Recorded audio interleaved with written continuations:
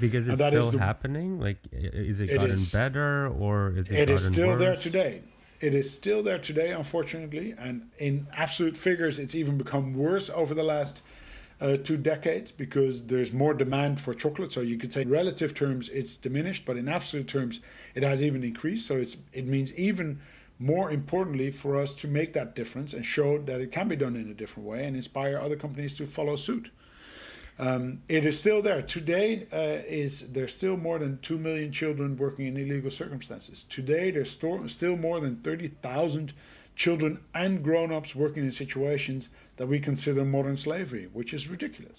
Yeah, but then okay, so let's shift back to the practicality of it. So the company starts, and then obviously, I'm assuming it started growing because people started buying. So teams now started growing. So, okay, the first question that pops up in the whole thing: why not start as a charity? Why does it have to be a commercial company? And then how do you onboard people that for such a mission, but then explain, oh no, but it is a commercial company?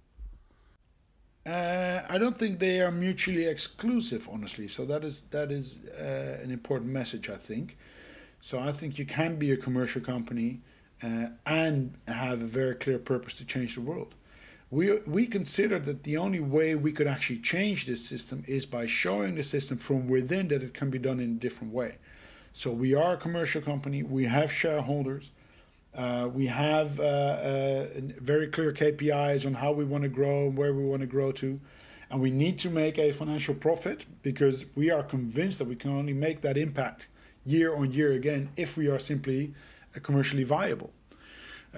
So we have three very clear performance indicators, and one has always been a 50% year-on-year growth. The second one has always been a 40% gross profit, and the third one, and that is where we slightly differ from the rest of the industry, has for us always been at least 4% net profit, where the rest of the industry is always working towards 20, 25, 30% net profit.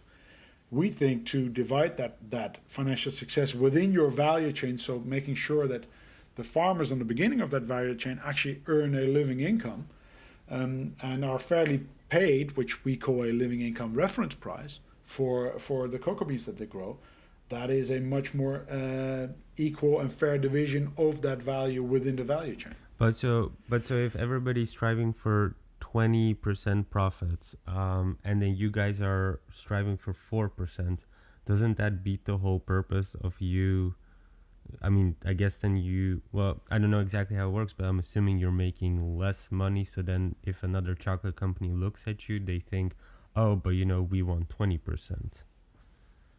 But if we grow 50% year on year, isn't that the more interesting number? Okay. Isn't it in the end the absolute amount of euros that you have in your bank account as a commercial company that might be more interesting than a relative amount?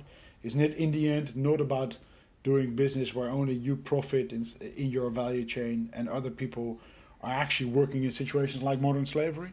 So I think for me from the human perspective, it is absolutely unacceptable to be in a business where people are actually suffering on the other end of the value chain. I agree. And I think those things are much more important than financial figures on your bank account statement. But so when it got started, so how many years after it got started did you start joining in?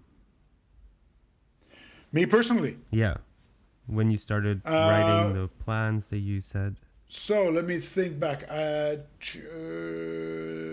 think overall that must have been about 10 years ago, I think. So that is because I got involved into the inception of the idea. Exactly. So it's about 5-6 years into the start of Tony's, when Henk-Jan Beltman, as a chief chocolate officer, first took over minority share and then the majority share. If you like this episode, you can check out our most recent one here. And if you haven't already, make sure you click here to subscribe and see the next one.